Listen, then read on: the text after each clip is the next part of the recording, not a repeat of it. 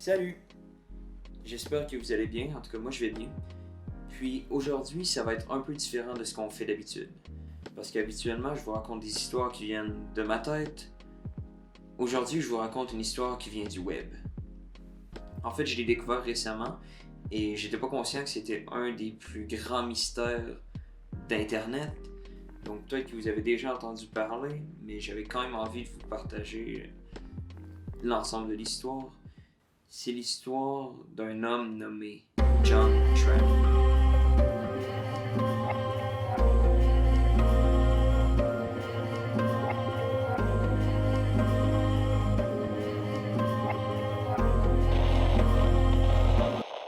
Si vous connaissez, j'espère que ma manière de raconter vous plaira.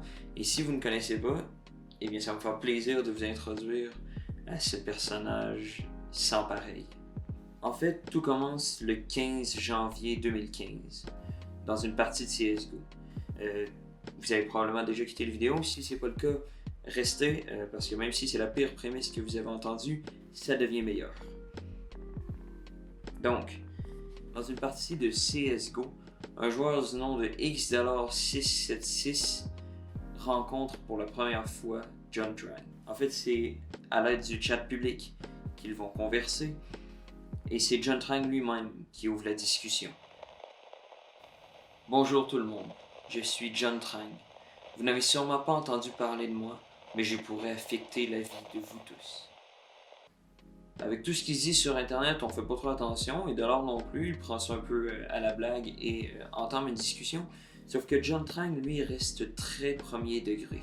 Il explique travailler pour le MSS, qui est le service d'espionnage chinois. Et qu'en fait, il aurait infiltré la CIA, le service d'intelligence américain. Ce qui n'est pas le genre de choses que j'aurais tendance, si c'était moi, à aller dire publiquement dans un jeu vidéo. Sauf que c'est ce qu'il fait. Puis il conclut en disant « Je pense tourner le dos au gouvernement chinois ». Ce qui n'est pas non plus quelque chose que j'aurais tendance à dire parce que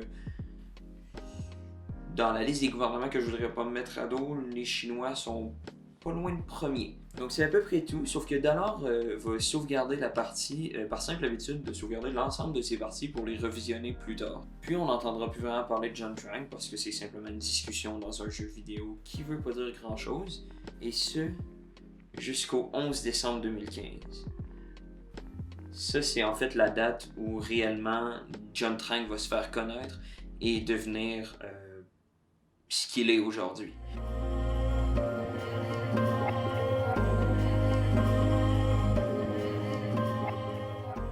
Parce que le 11 décembre 2015, un enlèvement a lieu en France.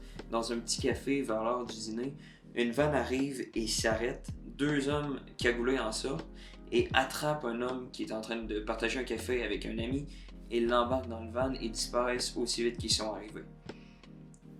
6 heures après environ, les kidnappeurs sont arrêtés par la police. Il s'agit de Kong Jun et Xiao Jiang Xianyi.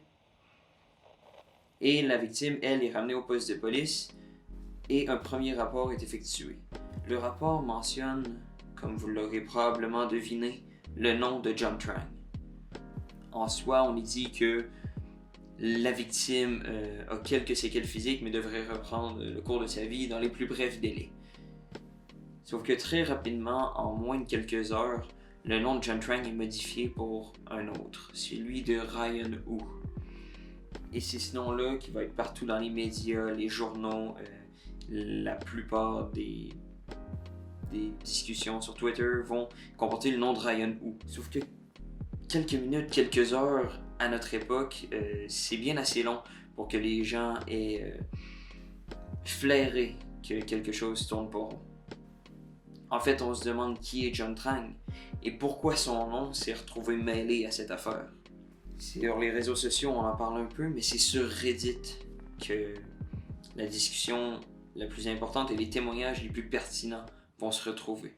En fait, c'est une discussion créée par you/Annoyed Resentment, dans laquelle il demande simplement qui est John Trent, qui est publié l'information la plus importante. En fait, c'est la personne ou la personne qui prétend être la serveuse qui a servi le café à la personne qui s'est fait kidnapper quelques jours auparavant. Et elle dit que très clairement, sur l'addition, la personne avait signé John Trang, mais non seulement ça, mais son ami s'adressait aussi à lui sous le nom de John. Donc pourquoi, à partir de ce moment-là, la police ainsi que les médias utiliseraient le nom de Ryan Hu? Le mystère est entier. Personne ne le sait vraiment. Donc on tente de faire des recherches sur Internet et tout, sauf que rien. John Trang est un fantôme. Et ce jusqu'au 6 avril 2016, quelques mois plus tard.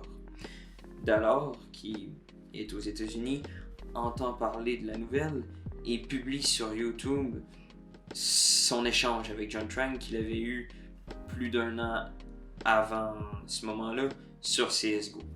La vidéo fait un buzz, évidemment, et les gens pensent que on tient enfin une explication à qui est John Trang. En fait, si la police a décidé de changer le nom dans son rapport, c'est parce qu'il pensait qu'il travaillait pour la CIA. Mais c'est parce qu'il travaillait pour le MSS qu'il a été kidnappé. Je sais pas si vous suivez. En fait, les Chinois lui en voulaient de s'être exposé, donc ils ont tenté de le kidnapper. Mais la France pensait qu'il travaillait pour la CIA, donc ils l'ont mis sous protection. Et ça, c'est la théorie qu'on tient à ce moment-là. Puis on n'aura plus de nouvelles pour l'ensemble de l'année 2016 et 2017. On ne sait pas si John Trang est en France, s'il est retourné aux États-Unis, s'il est retourné en Chine.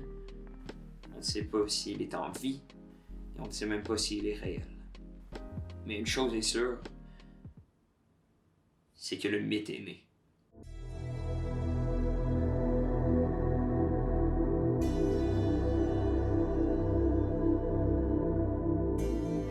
La prochaine fois que le nom de John Trang apparaît quelque part, ça va être dans un petit journal de la localité de Andrews, au Texas.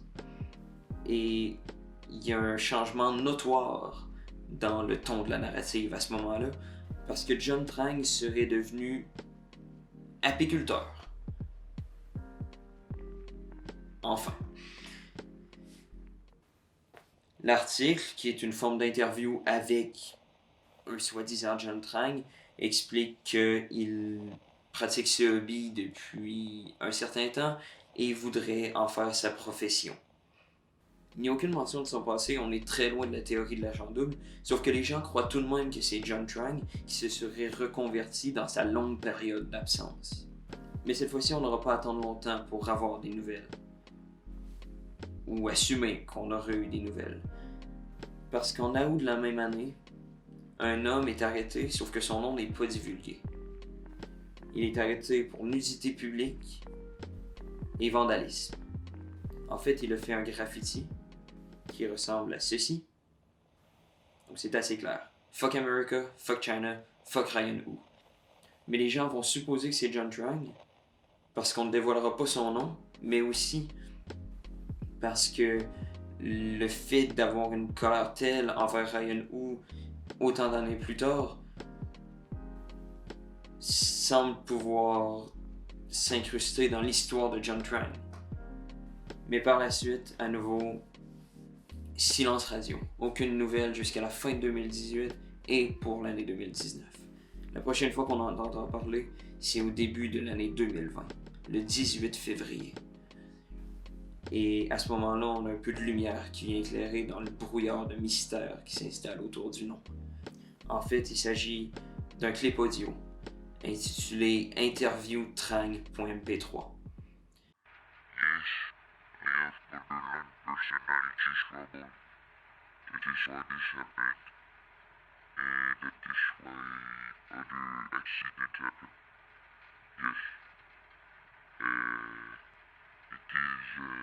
Forever, since I was a little child, and it always pretty bad, but not when I don't know the nature, but now very, very bad. Yes. Diffusé sur Internet par un utilisateur anonyme, on retrouve dans le clip un témoignage d'une personne dont on a gardé l'anonymat en baissant le ton de sa voix, qui explique avoir un trouble de la personnalité limite, qui est un problème de santé mentale qui pourrait expliquer les agissements de Trang. En fait, et c'est pas mon avis, c'est celui de personnes beaucoup plus intelligentes que moi, explique que le trouble de la personnalité limite peut pousser les gens, dans des cas extrêmes, à agir complètement hors de leur caractère. Et selon beaucoup, c'est pour ça que Trang aurait exposé a priori sa couverture, parce qu'il était victime de lui-même et de sa santé mentale. Et à ce jour, c'est les dernières informations qu'on a sur John Trang.